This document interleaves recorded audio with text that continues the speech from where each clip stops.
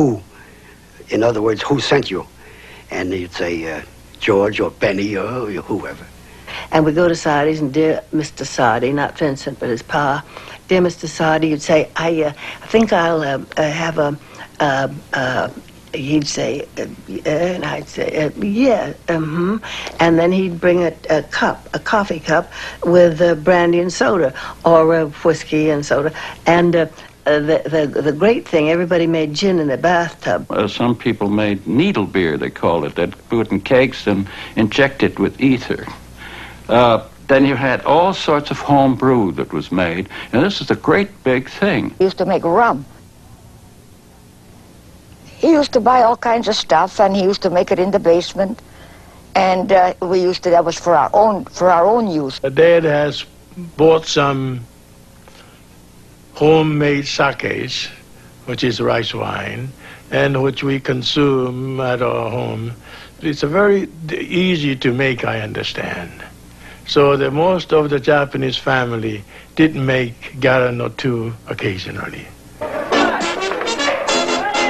With Prohibition came another development. That was almost the beginning of gangsterism in this country because the stakes were so huge that rum running and speakeasies and bootlegging and all sorts of things like that did go on. The gangsters were everywhere in Chicago in the 20s. We used to pass a hotel at 22nd and Michigan, I think it was. A big hotel there where everybody knew, what's his name? Capone. That was his headquarters.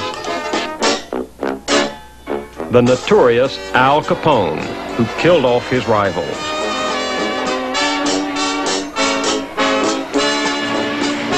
Federal agents conducted regular raids on bootleg operations, on the high seas and on land, but federal forces were undermanned and corruption was common. Despite all the raids, there was liquor to be had in the 20s, plenty of it. But that disguises another side to life that was anything but glamorous. In the country, farmers, even with machine help, still struggled with the soil. In the cities, recent immigrants and our own native poor still live shoulder to shoulder in tenements. We lived 6 people in 4 small rooms. I slept on a cot in the kitchen. And work for most Americans was hard and tedious. You really worked for the time that you were at your desk. The supervisors were sort of strict. We obeyed them, and there was no answering back. When we worked in the 1920s, it was 10 hours a day, no overtime pay, and we worked hard. We kill cattle and hogs. We'd have 600 or 700 hogs a day, 150 to 200 cattle a day. I had to learn to break legs with a knife. My own father can still describe vividly what it's like to chop cotton from sunup to sundown, or to sleep on the wagon all night at the cotton gin in order to be the first in line to have the cotton weighed early in the morning. Recently, I went back with him to Oklahoma to where one of the cotton gins stood, and he talked about the time he got his hand caught in the machinery and lost part of 2 fingers. He was back in the fields the next day. Like most people, he puts aside the painful memories to cherish the happy ones. For a while, that's what the country did with the 20s.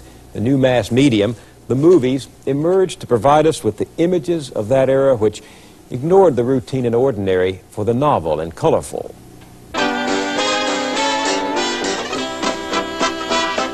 If any medium can be credited with changing how we Americans saw ourselves and our world, it was the movies. We went to the movies a couple of times, twice a week. For sure, Saturdays, that was the show. That was a nickel show at those days. I can remember Douglas Fairbanks. Whenever a Douglas Fairbanks movie came out, we turned down. The movies turned actors and actresses into national celebrities. Mary Pickford, lovable and innocent, became America's sweetheart. And when in real life she shed her curls, that was major news. Not all our stars traded on sweetness. Some traded on their sexuality. And here is the male love god and sex symbol, Rudolph Valentino, the Sheik of Araby, who became the fantasy lover of millions of American women. We went to see Rudolph Valentino, and he danced in person with his wife. And when he got through, Rudolph Valentino and his wife, the ladies were throwing diamonds on the stage, notes, anything they could have, they were throwing up there. They loved him so much, and he was grand. The advent of sound gave motion pictures a new dimension, one that fascinated all Americans, from this Chicago garment worker. We wanted to be one of the first to see him, to hear it. That was to see somebody talk in the movies. That was a lot of fun. To the President of the United States, Calvin Coolidge.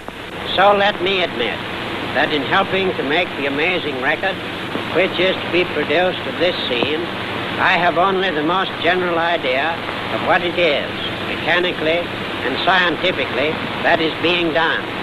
But I am assured that a photo film of this scene is to be produced, combining a record both for the eye and the ear, a record that may be described as a speaking, moving picture. Motion pictures also revolutionized news coverage. These scenes from Universal newspaper newsreels of the 20s could just as easily be seen today, from this mass demonstration of Japanese school children to the polar bears who took a dip in frosty Lake Michigan at 2 below. Then, as now, stunts made news. This fella planned to roll a hoop from Texas to New York City. And here is the Goliath of Argentina, a boxer of Italian parentage. The caption and the pictures reinforced an ethnic stereotype that fortunately wouldn't pass an editor today. We have made some progress after all. As for our own sports figures, the nation paid homage to those men and women who played games superbly. Babe Ruth appealed to all of us kids because he could hit that baseball farther than we could. He also did it left-handed, which seemed to make it more difficult and interesting. In our adulation of athletes, they assumed mythic proportions. In golf, there was the great Bobby Jones. In tennis, there was Helen Wills. Boxing gave us two giants of the ring, heavyweight champion Jack Dempsey and Gene Tunney, who defeated him. Football gave us Red Grange, the galloping ghost, and Newt Rockne out of Notre Dame. Johnny Weissmuller was making swimming history, as was Gertrude Ederle, who became the first woman to swim the English Channel. On reaching shore, she said, "I just knew if it could be done, it had to be done, and I did it." But it says something positive about America that its highest adoration went not to an athlete, but to an aviator, Charles Lindbergh, whose solo flight across the Atlantic in 1927 was a triumph of spirit and science.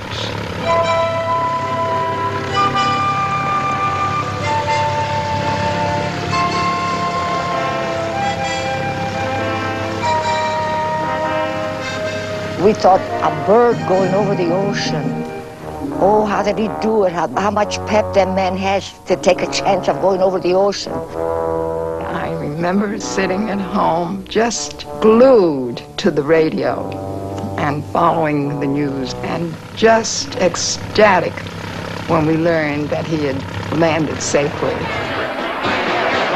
Lindbergh was mobbed in Paris, and when he arrived back in the United States, he was welcomed home by equally enthusiastic crowds and honored by President Coolidge. Lindbergh said the French had a message of affection for America and had given him this instruction.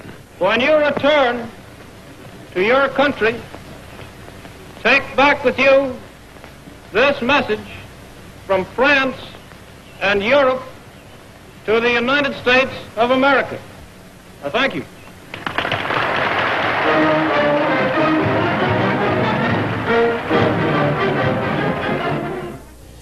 In Charles Lindbergh, America in the 20s found its ultimate hero. His daring celebrated the rugged individualism of the past, and his technological skill promised a wonderful future in which that incredible machine would reign supreme.